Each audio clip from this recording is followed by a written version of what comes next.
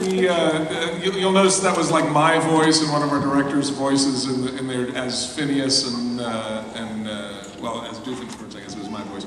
But we record the voices sort of midway through the process, and then if we do any rewriting, it's just us in the editing room. We do our voices, and then later Vincent will come in and replace that with. So it won't always sound like me. We did actually get Credington to work on the show. He's hard to get too. He's got a full schedule. It's early stages. It's rough stuff.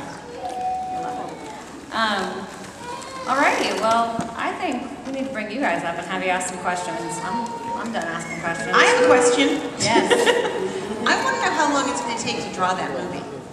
Well, it's taken 6 months so far. Wow. So it's going to be another, what, 8 months overseas? Yeah, something like that. We'll start getting footage back in about 8 months. You're in the way. All right, just go to me. When it comes back, we were always pleasantly surprised because we've forgotten what it looked like. Oh, hey, look!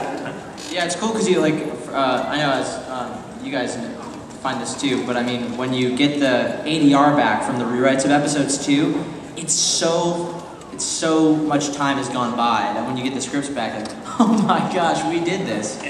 This is really good stuff. Do you want to tell them what ADR is? That's it. I don't know. Oh yeah, it's when you go back and you record over, as Dan was saying, how when they do rewrites, they put their voices in for the characters. It's when we come back in after the show's already been animated, and we dub in our voices for rewrites and things like that. It's when you did it wrong the first time. Yeah, yeah. You see Dan as the mother. All right, let's have the first question. When any of you guys were kids, did you guys ever have an interest in the type of stuff Phineas and Ferb were actually interested in? Well, that's sort of how we base the show. Is sort of like Swampy and I remember what it was like to be a 9-year-old boy, and what the kind of stuff trouble we would get into, and we think, what would we have done if we were unhampered by reality and money and time and space and physics? You know, if we could do anything at all, what kind of silly things would we get up to? Somewhere in a box somewhere are probably the original drawings that I had for the roller coaster I wanted to build in my backyard. He was unable to build it for obvious reasons. Planning permission. Yes. But yeah, that's we were very much like these two kids. Next. Hello, what you doing? Nothing much. Just sitting on a Comic-Con panel.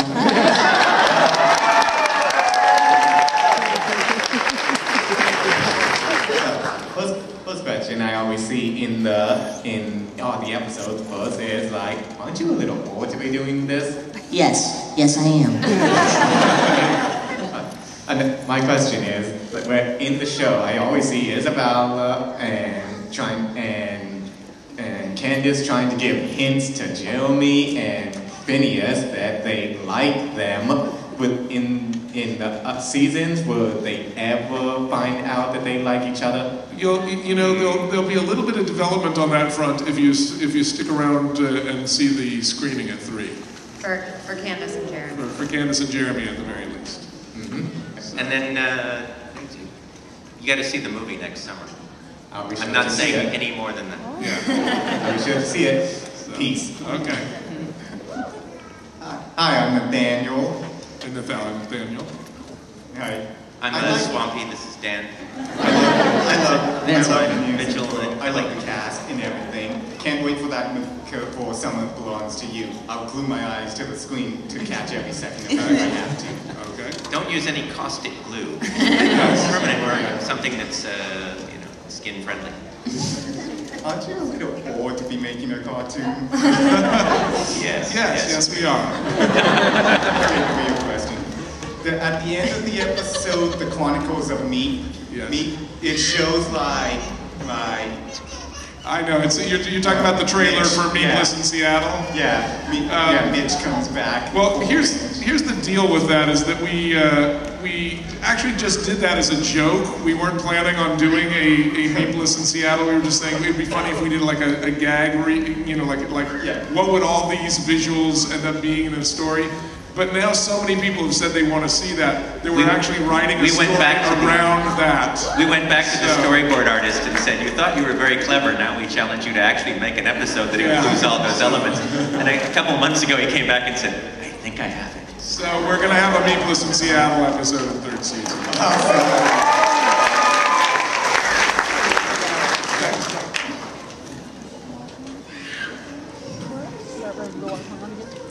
I just wanted to ask, how do you make the sound that Perry makes?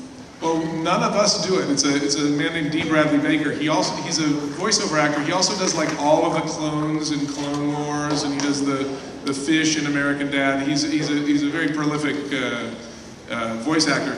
But he makes the most bizarre noises with his throat. He can do all sorts of animals and stuff like that. If you ever see a cow in our show, it's probably D making the noise rather than using sound effects of a cow, because he's a much better actor than most of the cows that we've auditioned.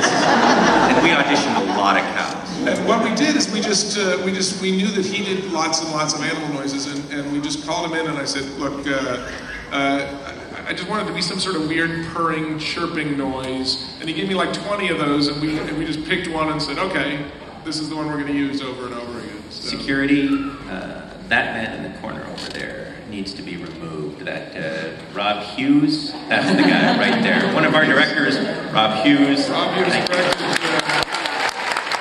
And yes, security does need to remove him. How did you get out of your post-it prison? With all those post-it notes. When Rob was on vacation, we covered the entire inside of his office in post-it notes so that you could not see anything but post-it notes.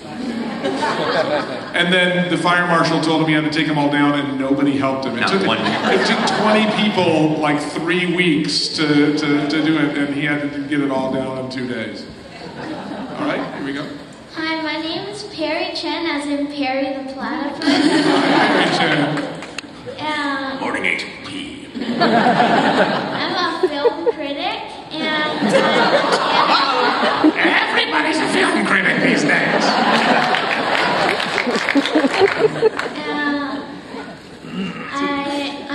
This is Phineas and Ferb is one of my favorite TV shows. Oh, we're very glad. But my question is, how did you come up with these characters? Well, Swampy and I have been writing together on a show called Rocko's Modern Life.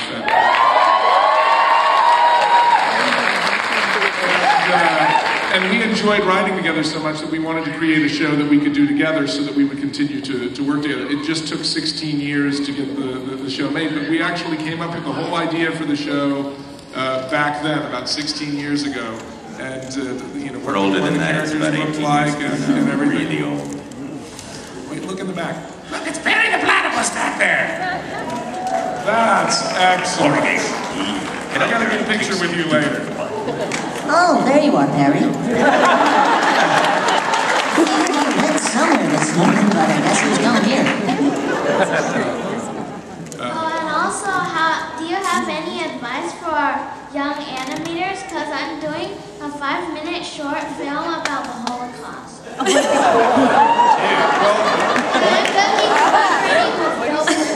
Oh, that's very cool. Who is your agent? It's good.